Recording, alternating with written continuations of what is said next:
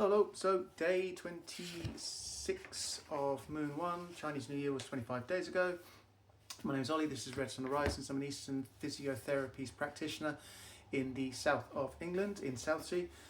So, today is very much a continuation of yesterday's. So day 25 was called Reason and Spirit, so looking at the distinction between the more logical, analytical mind and the spirit, which just kind of like is the knowing or the clear cognizance of things. So today's is called the Edge of Doubt. So again, still kind of going into that sort of I think I did mention yesterday about imposter syndrome, which is very rife in that sort of the energy or the energetic works of Reiki and other sort of hands-on, hands-off energetic treatments, which is understandable. You know, one of my, I would say teachers, mentors, etc., used to call it the bullshit meter, which, you know, makes it look at it that way. So rather than trying to overcome or circumnavigate your I was going to say inferiority complex. That's got a lot of tie to it for myself as well. But the imposter syndrome, rather than trying to get around it, actually just, you know, embrace it. Obviously, don't like anything, don't ruminate on anything. But it is there as a bullshit meter in that sense. It's that your way of kind of like giving something a second opinion. So.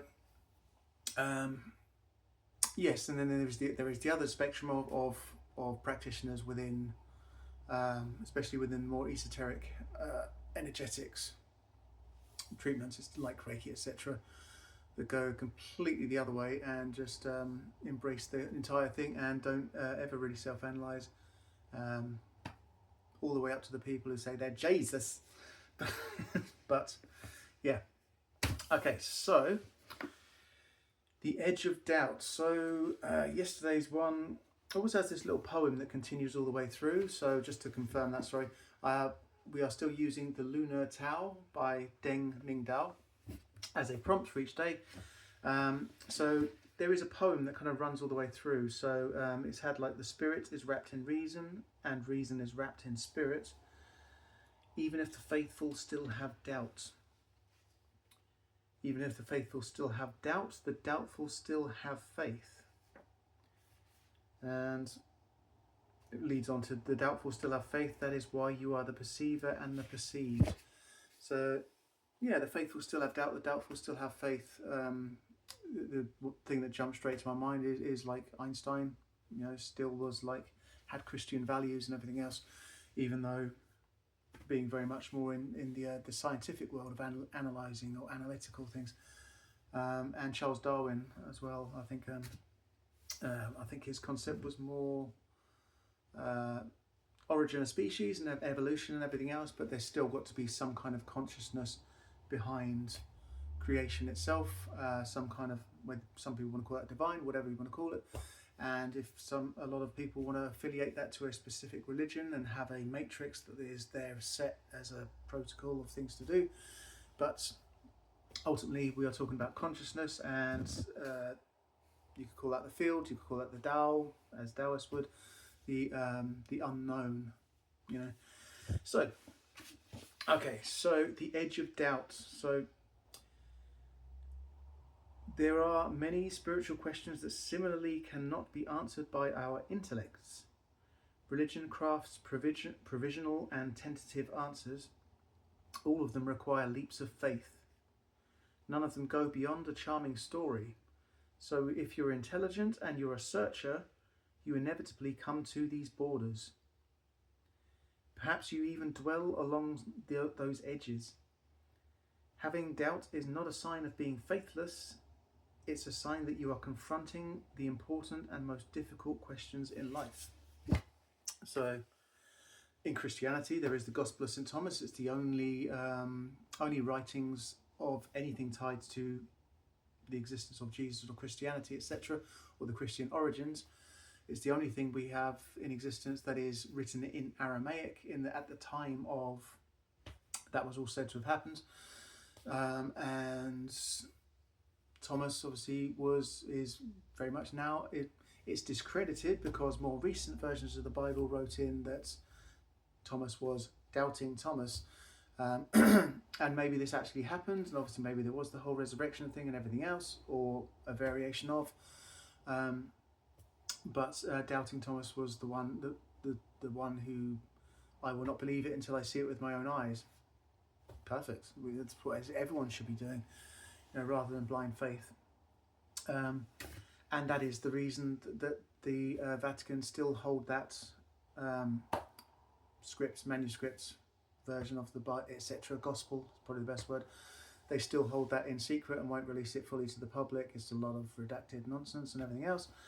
But it is the original, and we have bits of it. Obviously, it says there are some similarities. Rather than love thy neighbour, it's love your brother like your soul, and that kind of stuff. And but some of the writings in there completely discredit the need for any form of church. So you can see a pattern there. Okay, so the last bit I'll read from this very quickly is about Confucius. So Confucius wrote the Analects.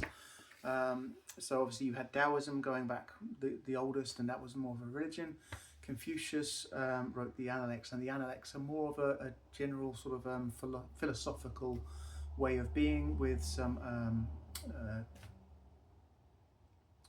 leanings, obviously a lot of leanings towards politics of the time. Okay, so this is actually really more about Confucius, one of Confucius's disciples. Okay, so one of his first primary disciples was called Yan Hui, or Yan Hui. So Hui would have been his first name, obviously, his Christian name, so to speak. Yan was the family name.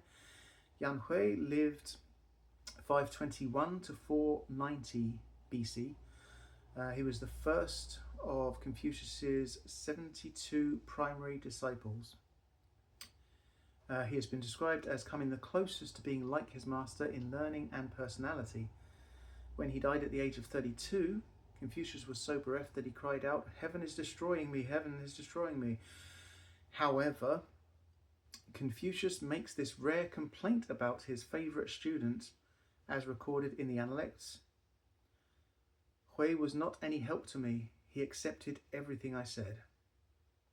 Confucius wanted devoted students, but he did not want unquestioning ones. So yes men, that kind of stuff. It may be that the other person understood already, subconsciously, unconsciously, and just had no notes, but who knows. Okay, so being on that, we covered a lot of this yesterday, and I want to keep this kind of short.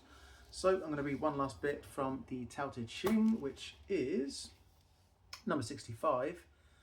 So going into more the education side of things, and learning. The ancient masters didn't try to educate people, but kindly taught them to not know. When they think that they know the answers, people are difficult to guide. When they know that they don't know, people can find their own way.